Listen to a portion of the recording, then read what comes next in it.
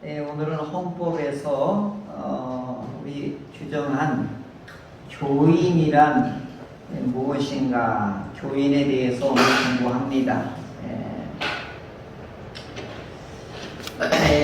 우리가 성경에서 오늘 우리들의 정체성에 대해서 물을 때에 다양한 용어들이 많아요. 그렇죠? 오늘 읽은 요한복음 1장 12절에는 뭐라고 되어 있죠? 하나님의 자녀라 이렇게 표현했죠. 이게 이제 하나님의 자녀 이렇게 봤습니다.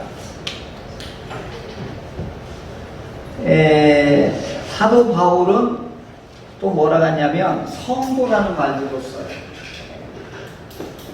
성도. 이게 이제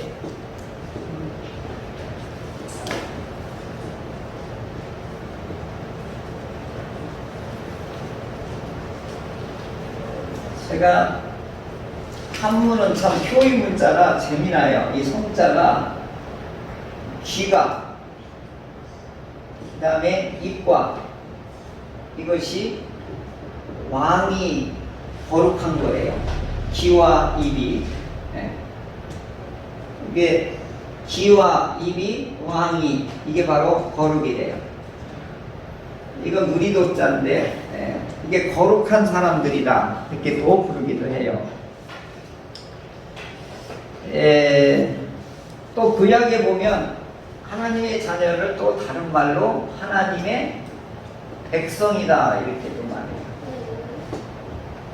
구약에서는 또 이거 다른 말로 이스라엘이다 이렇게 표현하고, 용어가 굉장히 다양하고요. 그 다음에 이제 신약 성경에 보면은 또 이렇게 표현해요. 구원받은 자 라고도 이렇게 표현해요. 근데 이런 용어들이 다 다른데 오늘 헌법에서는 이런 걸 다 하나도 뭐라고 하냐면 교인이다 이렇게 표현합니다. 교인이다.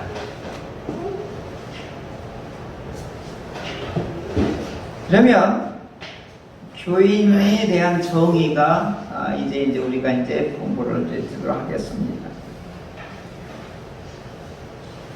교인이라고 하는 사람들이 누구냐 하는 거죠. 헌법에서는 아주 쉽게 간단하게 말하고 있는데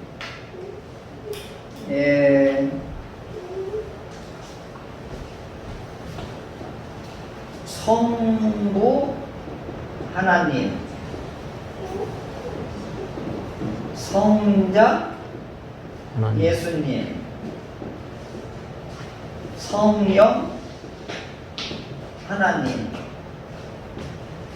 이걸 믿는 자들이다 이렇게 정해요. 말은 굉장히 쉬운데 이게 굉장히 깊고도 오묘한 신학적인 역사가 있습니다. 그래서 하나님, 예수님, 성령님을 이게 삼위일체다. 삼위일체 하나님이시다. 이렇게 신학적으로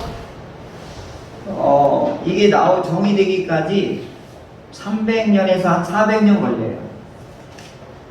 그러니까 3년 걸린 게 아니라 300년에서 약 400년 걸려서 이 구원의 교리가 탄생하게 돼요. 그 어간에 많은 사람이 희생을 해요. 그러면 하나님이 누구냐라고 하는 것부터 시작이 돼요. 하나님을 믿으려면 하나님이 누군가를 알아야지. 그죠? 그리고 예수님을 믿으려면 예수님이 누군가를 알아야 되죠. 그리고 성령님을 누구신지를 알아야 믿지요. 그죠? 알아야 믿지요. 알아야. 알지 못하고 어떻게 믿어요? 그죠? 부부간에도 알아야 믿죠. 알아야. 우리 속담에 면장을 하려고 하더라도 알아야 면장을 하지, 뭐 이런 말이 우리 속담에도 있습니다. 그래서 이 구약 성경에서는 하나님을 정의하지를 않아요. 그런데 이 복음이 이스라엘 땅에서 세계로 확산되어 갈 때 1차적으로 이게 아시아로 온 게 아니라 이게 유럽으로, 이게 이 복음의 배가 유럽으로 출발한 거예요. 이게 참 이 복음이 증거되는 선교의 역사에 바울이 탄 배가 이게 아시아로, 인도로 해서 이 히말라야를 넘어서 한국으로 왔으면 얼마나 좋았겠냐 하는 건데, 이 바울이 탄 배가 지중해를 향해서 터키, 그리스, 이탈리아, 스페인으로 간 거란 말이에요. 그래서 바울이 탄 배가 바로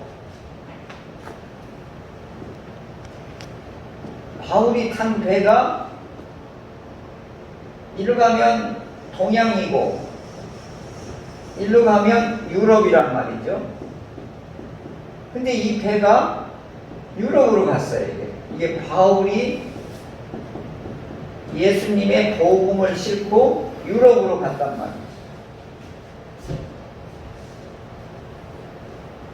자, 그러면은 바울이 싣고 간 이 선물 보따리를 가지고 선물 받으세요. 선물 받으세요. 이렇게 이제 나라마다 들어가서 이 보따리를 풀었어요. 그랬더니 이 보따리가 뭐가 나오냐면 십자가와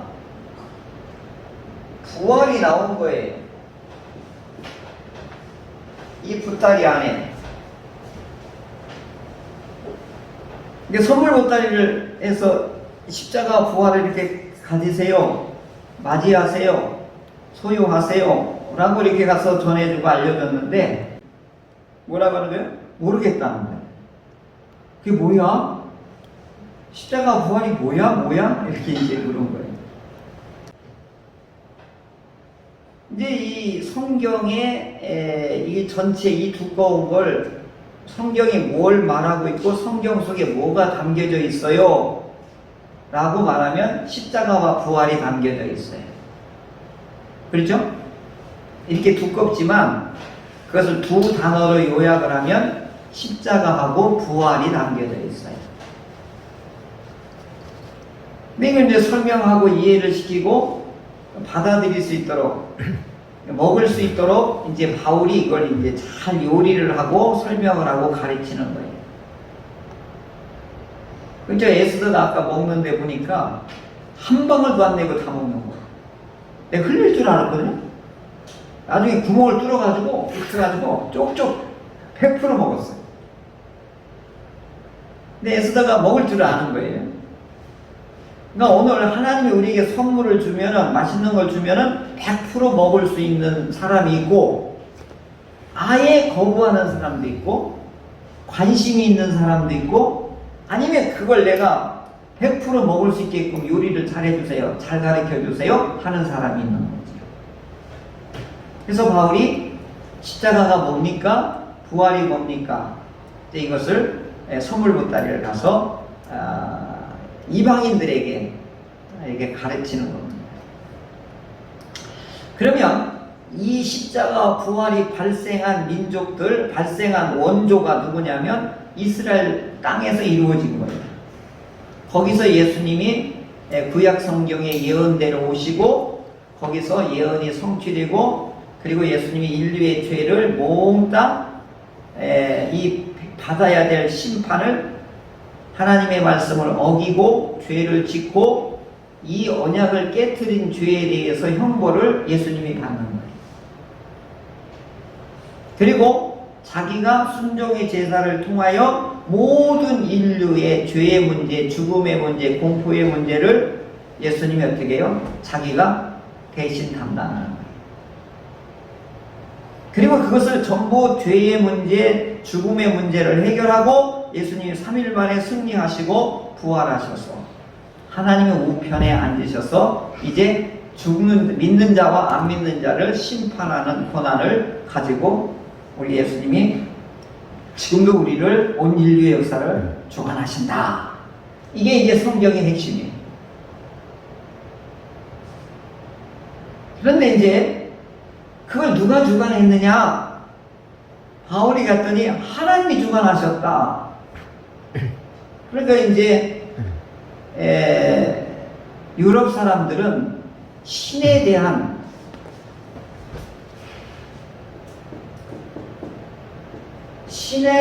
개념이, 신의식이 있었어요. 어떻게 있었냐? 그리스 신화, 로마 신화에 신들이 다원화된 신들이 너무너무 넘쳐났어요. 그래서 그 신들 중에서 가장 센 신이 누구냐? 제우스다, 헤르메스다, 뭐 이제 이렇게 해서 이들은 이미 나름대로의 그 민족성에서 신화가 이미 있었어요, 신이. 그러니까 이 세상을 창조한 신이 하나님이시다 했더니 아니야, 우리는 제우스가 했는데? 이러면 이제 충돌이 일어나는 거예요. 이해가 안 되는 거예요. 우리나라에 하동, 어제 화척 기행이 언뜻 보다 보니까 하동에 삼성당이라고 있더라고요. 그래서 우리나라의 국조신이래요. 환웅, 환인, 단군이 우리나라를 창조한 거예요. 그래서 그분들을 모신 신당을 그 하동 거기에 신당을 아주 돌로 멋지게 쌓아놨더라고요. 그 관광지로 만들었더라고요. 그럼 우리나라에 그러면 창조주 하나님이라고 소개하면 우리는 단군인가? 우리는 이렇게 생각할 거 아니에요, 하나님을. 근데 예국으로 가니까 제우스야? 이제 이렇게 믿게 된 거죠. 그랬더니 어떻게 해요? 그건 아니야. 그건 잡신이고 우리 하나님만이 유일한 신입니다. 이렇게 했더니 이 사람들이 뭔 소리 하고 있느냐고 하면서 막 여기저기에서 마냥 반대도 하고 그런 신이 어딨냐고 자세히 설명해 달라고 하면서 이제 신의식에 대한, 신에 대한 정의에 대한 싸움이 붙은 거예요. 이건 싸움보다도 어떻게 보면 문화적인 충돌, 종교적인 근본 충돌이 일어나는 거예요. 왜 우리는 조상신에게 제사를 했을 때 제사를 안 지나면 기독교를 어떻게 하는 거예요? 얼마나 비판을 많이 받았어요. 근데 유럽 강이 더 심한 거예요. 이건 정치하고 종교가 그때는 하나가 됐거든요. 신화하고. 근데 그 체제를 붕괴하는 기독교는 어떻게 해요? 탄압하고 없애야 되는 거예요. 그래서 많은 사람들이 여기서 이 십자가와 부활을 이와 같이 전해주다가 순교를 당하게 된 거죠. 그러면 제일 먼저 부딪히는 너희들이 믿는 신, 가장 큰 신 하나님이 누구냐? 이제 이걸 그들에게 제일 먼저 해야 되는 작업이 뭐냐면 이해를 시키는 거예요.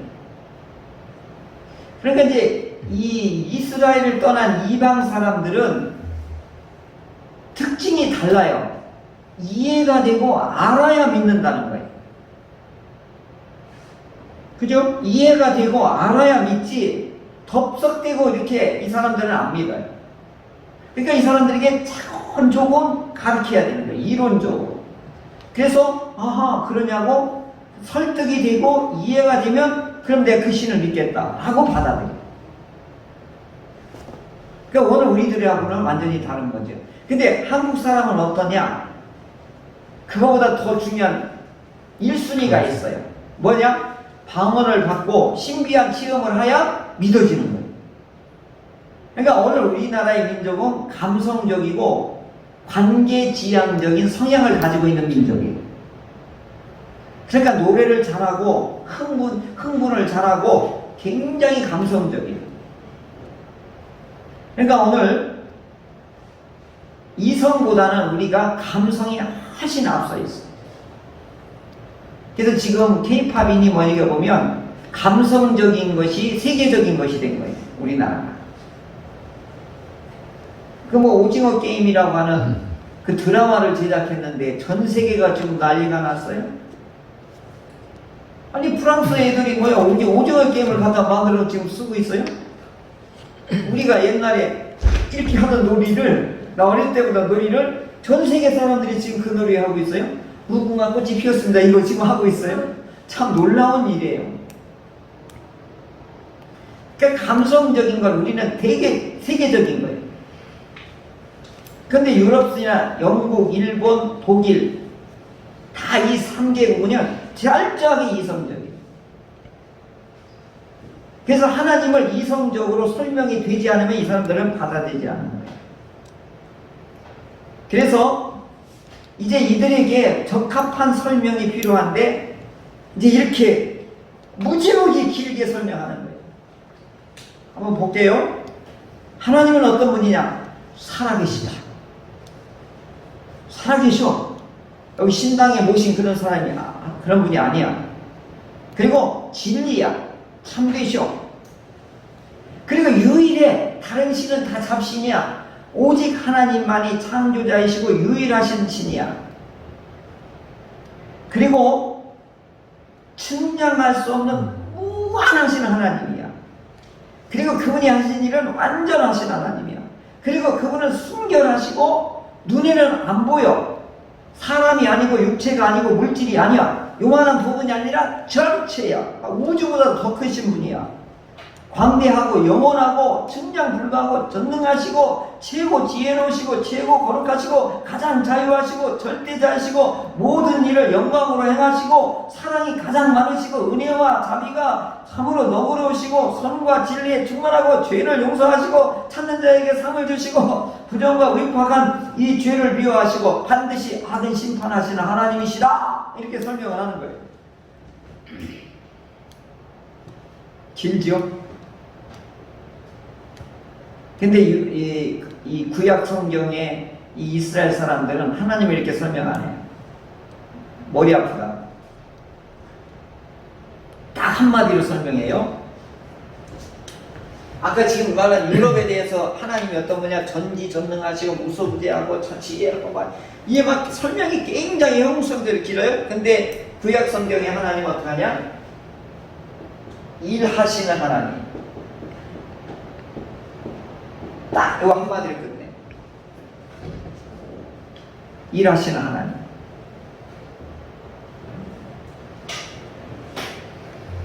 그러면은 앉았어도 일하는 거고 누웠어도 일하는 거 잠자는 것도 다 일하시는 거예요. 이분들이 하나님을 의식하는 신관이 일하시는 하나님. 그러니까 뭐 살아계시고 참되시고 한분이시고 원하시고 완전하게 순결하시고 볼 수 없고 육체가 아니고 부분이 아니고 관계하시고 영원하시고 청량하고 전능하시고 최고의 지혜가 거룩하시고 이렇게 길게 안 해요. 일하시는 하나님. 여기 다 끝나는 거예요. 일하시는 분은 뭐냐? 모든 역사를 주관하고 창조하시고 그 다음에 모든 것이 움직이는 거예요. 두두두두 살아계신 하나님. 여기에 더 붙이면 이상해지는 거예요. 그래서 일하시는 하나님하고 관계가 된 사람을 이스라엘, 일하시는 하나님과 관계가 먼 사람을 이방인, 둘쪽으로 간단하게 나눠버려요. 그러니까 이들은 하나님이 계시냐 안 계시냐 이런 싸움 안 해요. 그럼 너는 하나님을 그러면 안 믿는 이방인으로 그냥 내치는 거예요. 그러면 유대인들은 어떻게 이 이스라엘 사람, 하나님을 먼저 만났던 이 샘플된 이스라엘은 어떻게 하나님을 인식했느냐 하는 거지.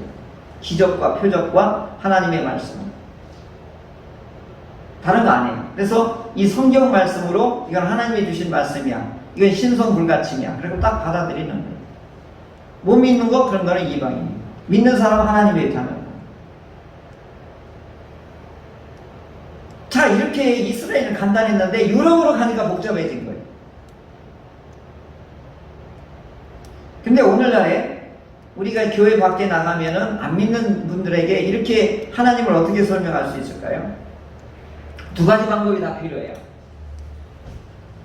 일하시는 하나님과 여기서 말하는 전능하신 하나님, 한 가지만 얘기 드릴게요. 이 두 가지가 다 필요한 거예요. 그렇게 징그럽게 안 믿고 반발하고 그랬던 분이 죽을 때쯤에서 와서 세례를 주세요 라고 하는 분도 있고요. 아주 암이 걸리고 무서운 병에 걸려서 시한부가 사는 분들에게 이 안수기를 통해서 예수를 영접하고 해서 암이 떠나가고 치유받은 사람이 또 있어요. 이런 분들은 하나님이 계시냐는 게 절대 부인하지 않아요. 그냥 100% 그냥 수용을 해요. 그래서 이 사람들이 교인이 되는 거죠. 근데 지성인들이든 의식이 있는 사람이라는 건 어떻게 해요? 이해가 되어야 되는 거예요. 시간이 많이 걸릴 수도 있어요. 근데 어떻게 해요? 이해를 시켜야 돼요. 지금은 그러니까 예수님이 그러죠. 십자가에 못 박는 그들에게 저들의 죄를 용서하소서 몰라서 그럽니다. 이렇게 예수님이 너그럽게 받아주시잖아요. 이 하나님을 믿는다는 건 맨발로 한강을 건너는 것보다 저는 생각하면 더 어려워요. 굉장히 어려워요. 그래서 전도가 그래서 어려운 거예요. 근데 어느 분은 아주 쉽게 되는 분도 있어요. 근데 이게 그 배경을 이렇게 조사를 해보면 끊임없이 기도를 쏟아붓고 사랑을 쏟아붓고 관계를 쏟아부은 사람이 결국은 그분이 크리스찬이 되더라고요. 그래서 교인이라고 하는 것이 될 때에 유럽으로 간 사람, 오늘 교회 밖에 있는 사람들이 하나님이 누구냐라고 하는 걸 이걸 믿을 때에 이런 설명이 필요한 거죠.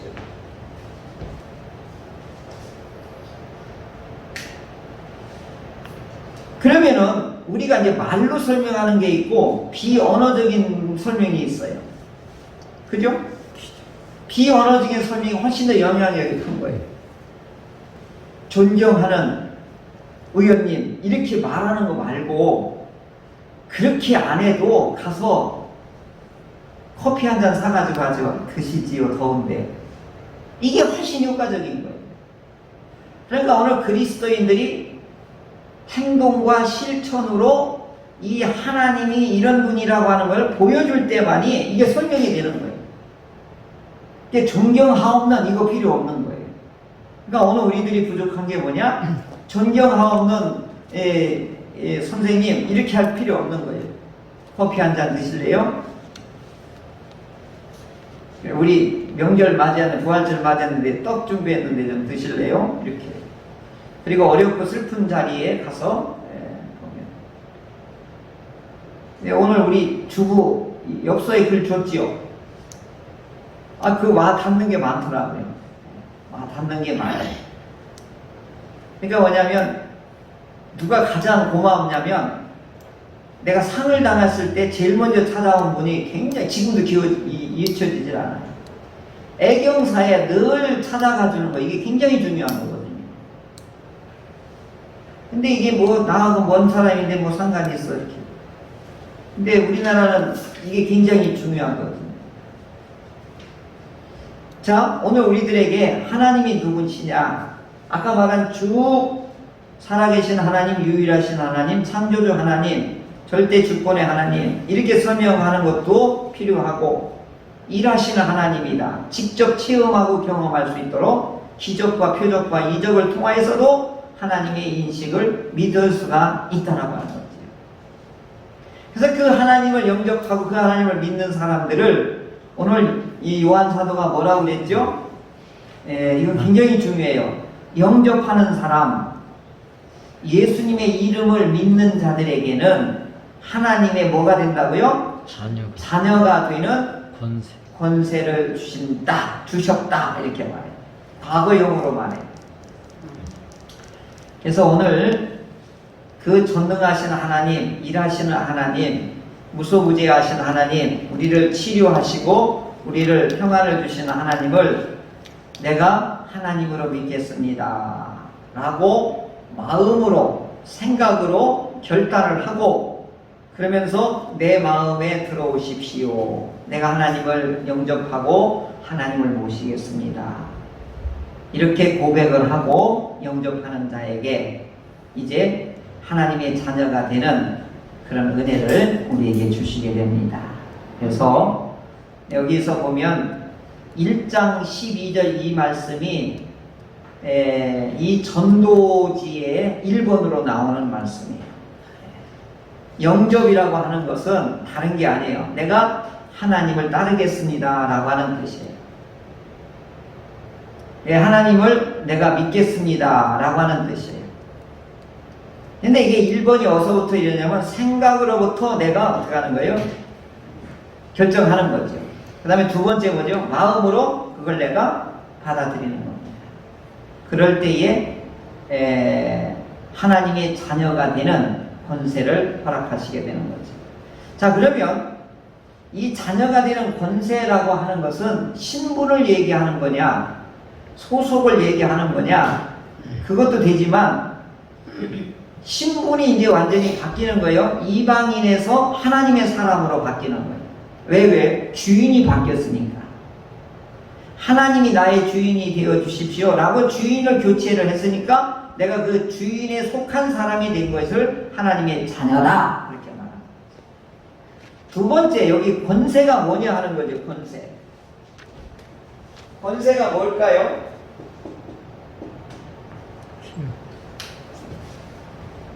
대통령의 아들이 되었다라고 하면 대통령 아들의 권세가 있어요. 그래서 사람들이 그 대통령 아들한테 가가지고 막 이렇게 전부 아양을 떨고 가서 그분한테 막 빈시사를 하고 해요. 왜 그럴까요? 아버지께 인정을 받으려고. 이 아들을 통해서.